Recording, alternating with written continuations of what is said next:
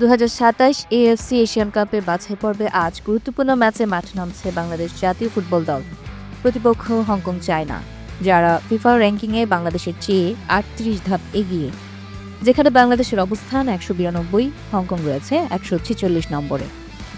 গুরুত্বপূর্ণ এই ম্যাচ জয়ের বিকল্প নেই জামাল ভুঁইয়াদের সামনে। হেরে গেলে তো সুযোগ একেবারেই শেষ। এমনকি ড্র করলেও বাস্তবে অনেকটাই ক্ষীণ হয়ে যাবে এশিয়ান কাপের খেলার সম্ভাবনা। বাংলাদেশ এবার খেলছে সি গ্রুপে। গ্রুপে বাকি 3 দল হল ভারত, সিঙ্গাপুর ও হংকং। 2 ম্যাচ শেষে বাংলাদেশের সংগ্রহ মাত্র 1 পয়েন্ট। ভারতের মাঠে ড্র করে এই একমাত্র পয়েন্ট তুলে নেয় তারা। এরপর নিজেদের মাঠে র্যাঙ্কিংয়ে পিছিয়ে থাকা সিঙ্গাপুরের কাছে হেরে বসে দলটি। হংকংয়ের বিপক্ষে ম্যাচটি তাই হয়ে উঠেছে বাঁচা মরার লড়াই। এই গ্রুপের বর্তমান point: Hong Kong China 4 point, Singapore 4 point, Bharat 1 point, Bangladesh 1 point.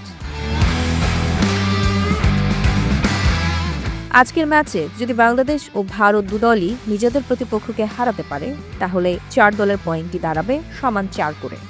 ফলে গ্রুপটা হয়ে উঠবে একেবারেই জমজমাট।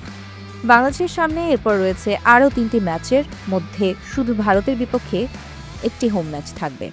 বাকি 2টি খেলতে হবে অ্যাওয়ে ভেন্যুতে। তাই আজকের ম্যাচ থেকে পূর্ণ 3 পয়েন্ট তুলে নেওয়াটা অত্যন্ত জরুরি। শুধু পয়েন্টেই নয়, একটি জয় দলকে এনে দিতে পারে আত্মবিশ্বাস ও মোমেন্টাম, যা কাজে লাগবে বাকি ম্যাচগুলোতেও।